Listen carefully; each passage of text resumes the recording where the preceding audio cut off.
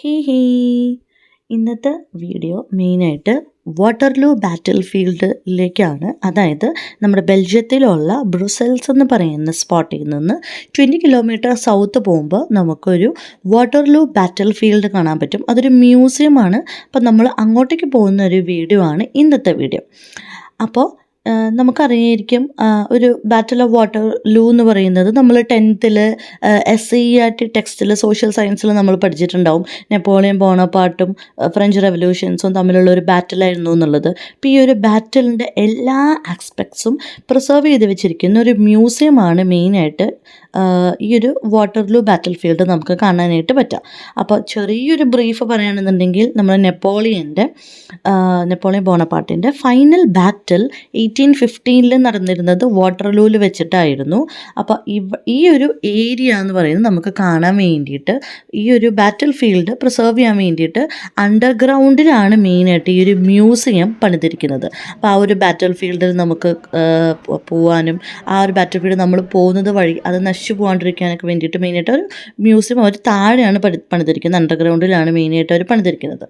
അപ്പം നമുക്ക് ഈ ഒരു മ്യൂസിയത്തിൻ്റെ ഉള്ളിൽ കയറി കഴിഞ്ഞാൽ ഇപ്പം എൻട്രി ടിക്കറ്റ് വരുന്നുണ്ട്. എൻട്രി ടിക്കറ്റിൽ അഡൾട്ട്സിന് 29 യൂറോയും പിന്നെ 0 to 4 ഇയേഴ്സുള്ള സ്റ്റുഡൻസിന് കിഡ്സിനൊക്കെ ഇതായിരിക്കും, ഫ്രീ ആയിരിക്കും.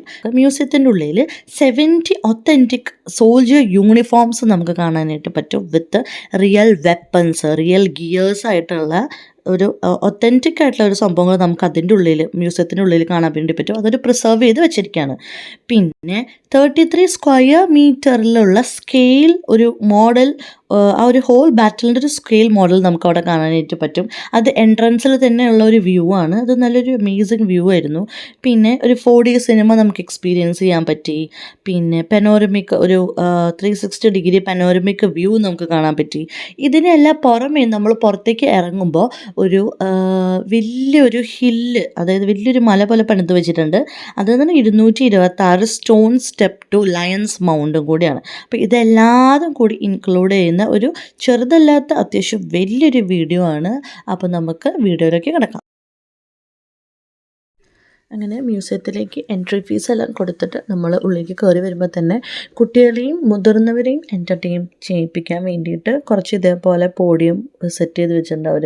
അതായത് ഒരു ഡ്രംസാണ് അത് ആക്ച്വലി. പക്ഷേ അതിൻ്റെ ഉള്ളിൽ നമുക്ക് സ്ക്രീനിൽ നമുക്ക് ഗെയിമൊക്കെ കളിക്കാനൊക്കെ ആയിട്ട് പറ്റും.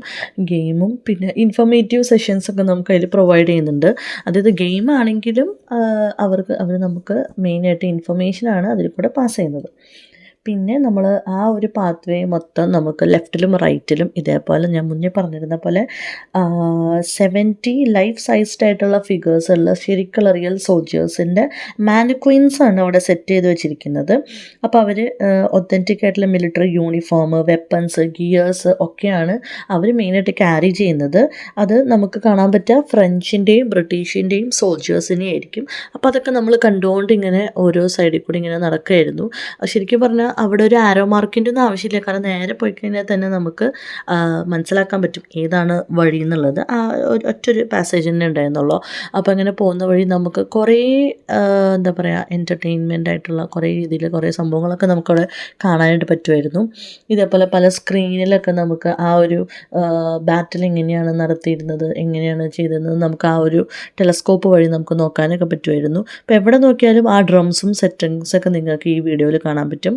പിന്നെ നമ്മൾ കയറിപ്പോയിരുന്നത് ഒരു 4D സിനിമ എക്സ്പീരിയൻസ് ചെയ്യാൻ വേണ്ടിയിട്ടായിരുന്നു. ഒരു 4D ഒരു ഫിലിം എക്സ്പീരിയൻസ്, ഹൈ ഡെഫിനീഷൻ ഒരു ഫിലിം എക്സ്പീരിയൻസ് തന്നെയായിരുന്നു അത്. അതിൻ്റെ സൗണ്ട് ആണെങ്കിലും ലൈറ്റ് എഫക്റ്റ് ആണെങ്കിലും സെൻസറി ഫീഡ്ബാക്ക് ആണെങ്കിലും എല്ലാം നല്ല അടിപൊളിയായിരുന്നു. ഇപ്പോൾ നിങ്ങൾക്ക് റിയൽ സൗണ്ട് ഞാൻ കേൾപ്പിച്ചു തരാം.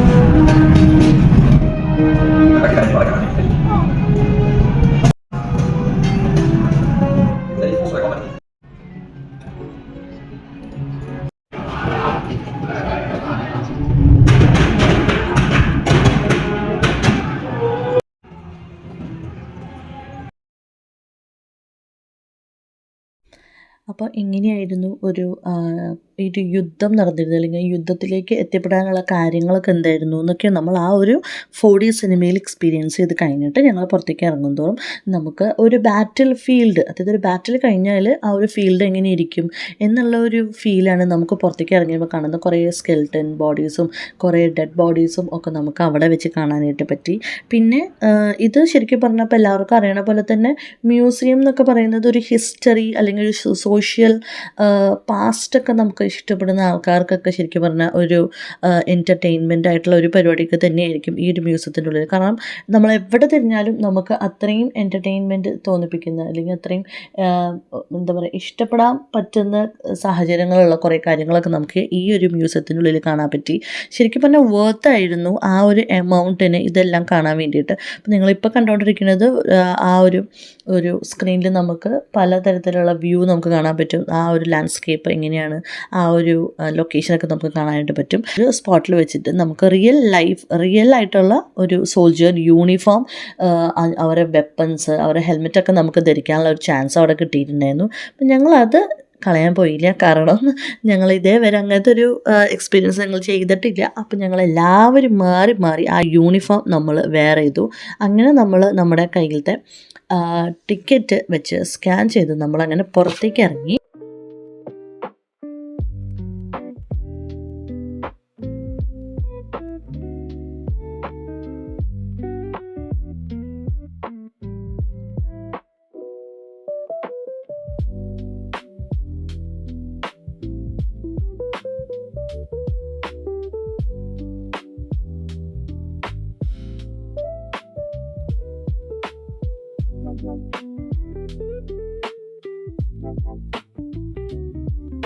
അടുത്ത സെഷനിൽ നമുക്ക് ലയൺസ് മൗണ്ടിലേക്ക് ക്ലൈംബ് ചെയ്യാനുള്ള ഒരു ചാൻസ് ആയിരുന്നു നമുക്കുണ്ടായിരുന്നത്. അപ്പോൾ അതെന്ന് പറയുന്നത് നമ്മൾ നേരത്തെ പറഞ്ഞിരുന്ന പോലെ തന്നെ 226 സ്റ്റെപ്പ്, അതായത് കുത്തനെയുള്ളൊരു സ്റ്റെപ്പായിരുന്നു. അപ്പോൾ നമുക്കത് കയറണമായിരുന്നു. എന്നാലും നമുക്ക് അതിൻ്റെ മുകളിലുള്ള ലയൺസ് മൗണ്ട്, അപ്പോൾ ആ ഒരു ലയണിൻ്റെ ആ ഒരു ഇതൊക്കെ നമുക്ക് കാണാനായിട്ട് പറ്റുക. അത്യാവശ്യം ഡിഫിക്കൽട്ട് തന്നെയായിരുന്നു. കാരണം 226 സ്റ്റെപ്പ് എന്ന് പറയുന്നത് നമുക്ക് ഊഹിക്കാമല്ലോ എത്രയുണ്ടെന്നത്. പക്ഷെ നമ്മൾ ആ ഒരു അൾട്ടിമേറ്റ് എയിമിന് വേണ്ടിയിട്ട് നമ്മൾ കുറച്ച് കഷ്ടപ്പെട്ടെങ്കിലും നമ്മൾ മുകളിൽ എത്തിച്ചേർന്നു. അപ്പോൾ മുകളിൽ നമുക്ക് കാണാൻ പറ്റുക 28 ടൺ കാസ്റ്റ് അയേണിൻ്റെ ഒരു ലയണായിരുന്നു നമുക്ക് കാണാനായിട്ട് പറ്റുക. അതെന്ന് പറയുന്നത് ആ ഒരു സ്പോട്ട് എന്ന് പറയുന്നത് പ്രിൻസ് ഓഫ് ഓറഞ്ച് ഇഞ്ചുറി ആയിപ്പോയിട്ടുള്ള ഒരു സ്പോട്ടായിരുന്നു. ആ ബാറ്റിലിൻ്റെ ഇടയിൽ പ്രിൻസ് ഓഫ് ഓറഞ്ചിന് പരിക്കേറ്റപ്പം അവിടെ വെച്ചിട്ടായിരുന്നു ഇത് ഉണ്ടായിരുന്നത് എന്നാണ് പറയുന്നത്. അതാണ് ആ ഒരു സംഭവം പ്രിസർവ് ചെയ്യാൻ വേണ്ടിയിട്ടാണ് ഒരു വലിയൊരു മല പോലെ അവർ പണിത് ആ ഒരു ഇത് പ്രിസർവ് ചെയ്ത് വെക്കുന്നത്.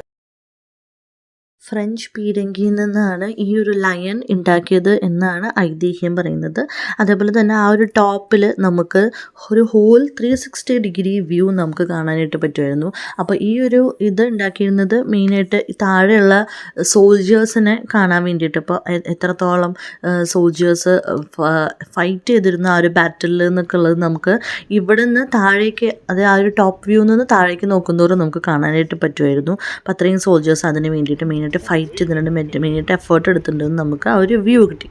നെക്സ്റ്റ് നമ്മൾ താഴേക്ക് ഇറങ്ങുമ്പോൾ നമുക്ക് ലൈവ് ഡെമോൺസ്ട്രേഷൻ നമുക്ക് കാണാൻ പറ്റും. എങ്ങനെ ഒരു റൈഫിൾ സെറ്റ് ചെയ്യാം, അല്ലെങ്കിൽ എങ്ങനെ ഒരു ക്യാനൺ ബോൾ, ഒരു പീരങ്കി സെറ്റ് ചെയ്യാം എന്നുള്ളത് നമുക്ക് അവിടെ നമുക്ക് കാണാൻ പറ്റി. ഇപ്പം ഈ ഒരു രണ്ട് സംഭവങ്ങളും നമ്മൾ ഷോർട്സ് വീഡിയോ ആയിട്ട് അപ്ലോഡ് ചെയ്തിട്ടുണ്ട്. അപ്പോൾ കാണാത്തവർ അത് പോയി കാണാം. കാണാത്തവർക്ക് വേണ്ടിയിട്ടുള്ള ഒരു ഡെമോൺസ്ട്രേഷൻ വീഡിയോ ആണ് ഇവിടെ കൊടുക്കുന്നത്.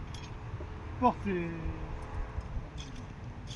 armes sur le flanc droit à droite, apprêtez vos armes, en joue, feu.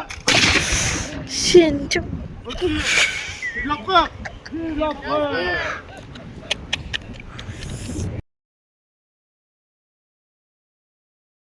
They were names like maybe the whales, the brave, the courageous, the chief.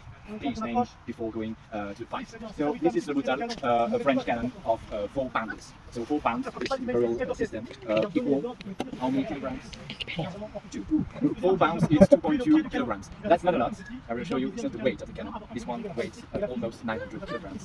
Some of them weight largely above a ton. So that's the weight of the cannonball itself. So that's the cannonball, this black piece, 2.2 kilograms. That's not a lot. You might think, yes, at a bowling party, I may throw heavier ball than this one. Of course, but you don't do this at a speed of the sound. This thing that, so imagine this, going at the speed of the sound across all battlefields, maybe 1 kilometer away from here, 1.5 kilometers away from here, for the biggest pieces, maybe 12, 16 pounders, that can be really so that's not very heavy, it's not very big, but it works. And this part here, that's those we use to keep the black powder. So we put with this cannon maximum of 450 grams of black powder. We are only doing it with 150 grams. Already be something, but yeah, it could reach 1.5 kilograms for the biggest pieces. So 10 times the explosion you are about to hear, like 150 cannons on the British side and 250 cannons on the French side. Reflex? Et donc, du coup, oh, sorry, I should in French. So, come back in English.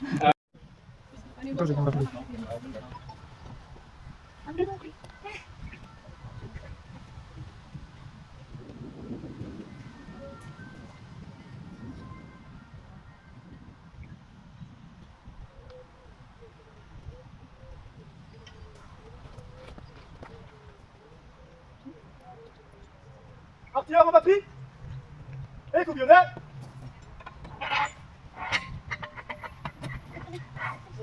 Approvisionnet. Fouet, fouet. Dégorgé.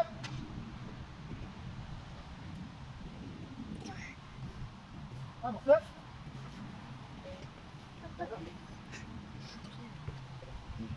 Pièce prête à faire feu. Attention, feu. Feu.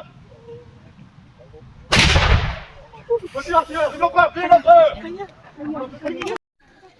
അങ്ങനെ ആ ഒരു live ഡെമോൺസ്ട്രേഷനൊക്കെ കഴിഞ്ഞ് ചെറിയ രീതിയിൽ ഞെട്ടലൊക്കെ കഴിഞ്ഞിട്ട് ഞങ്ങളവിടെ കുറച്ച് തമാശയൊക്കെ ഉണ്ടായിട്ടുണ്ടായിരുന്നു. ആ ഞെട്ടലിൻ്റെ ഇടയിൽ കുറച്ച് തമാശകളൊക്കെ നടന്നിട്ടുണ്ടായിരുന്നു. അപ്പോൾ അതൊക്കെ കഴിഞ്ഞ് ഞങ്ങൾ പോയിക്കൊണ്ടിരിക്കുന്നത് ഒരു പനോരമിക് വ്യൂ കാണാൻ വേണ്ടിയിട്ടാണ്. അപ്പോൾ പനോരമിക് വ്യൂ നമുക്കറിയാം 360 ഡിഗ്രിയിലുള്ള ഒരു വ്യൂ, ഒരു ഹോൾ വ്യൂ നമുക്ക് ഒരു ബിൽഡിങ്ങിൽ അവർ സെറ്റ് ചെയ്ത് വെച്ചിട്ടുണ്ടായിരുന്നു. അത് ആക്ച്വലി ഒരു ക്യാൻവാസാണ്, അതായത് ഒരു പെയിൻറ്റഡ് ക്യാൻവാസാണ്. 1912 സെറ്റ് ചെയ്ത് വെച്ചിരിക്കുന്ന ഒരു പെയിൻറ്റ് ചെയ്തൊക്കെ ഒരു ക്യാൻവാസാണ്. അതൊരു പനോരമിക് വ്യൂ പോലെ നമുക്ക് ആ ഒരു ബിൽഡിംഗ് മൊത്തം നമുക്ക് 360 ഡിഗ്രിയിൽ ഒരു വ്യൂ നമുക്ക് കിട്ടുകയാണ് ചെയ്യുന്നത്. സോൾജേഴ്സും ആ ഒരു ബാറ്റിൽ ഫീൽഡിൽ എങ്ങനെയായിരുന്നു, എന്തൊക്കെയായിരുന്നു, എവിടെയൊക്കെയായിരുന്നു എന്നുള്ളത് നമുക്ക് മെയിനായിട്ട് ആ ഒരു ഹോൾ വ്യൂ ആണ് നമുക്ക് അവിടെ വെച്ചിട്ട് നമുക്ക് കാണാനായിട്ട് പറ്റിയിരുന്നത്.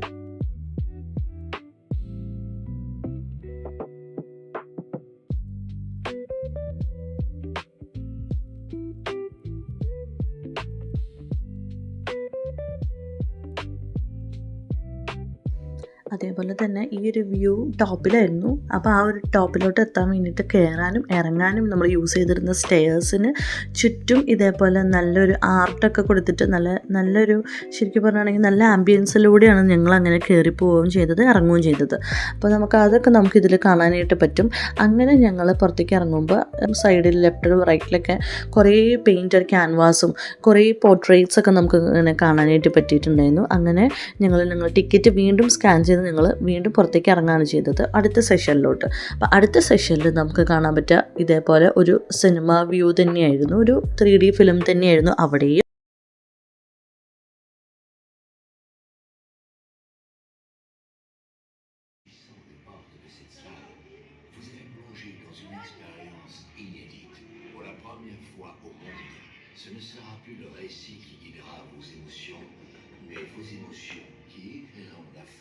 ഈ ഒരു 3D മൂവി എക്സ്പീരിയൻസിൽ നമുക്ക് മനസ്സിലായത് ആഫ്റ്റർ ബാറ്റിൽ എങ്ങനെയായിരുന്നു എന്നുള്ളതാണ്. അതായത് ആഫ്റ്റർ ബാറ്റിൽ നമുക്കറിയാം അത്ര നല്ലൊരു പരിപാടിയല്ല. അതായത് ഫുൾ വൂണ്ടും ഫുൾ ഇഞ്ചുറീസും ഫുൾ കെയറിങ് ഒക്കെ ആയിട്ട് നമുക്ക് നടക്കേണ്ടി വരും. ഫുൾ മെഡിസിൻസ് ഒക്കെ ആയിരിക്കും.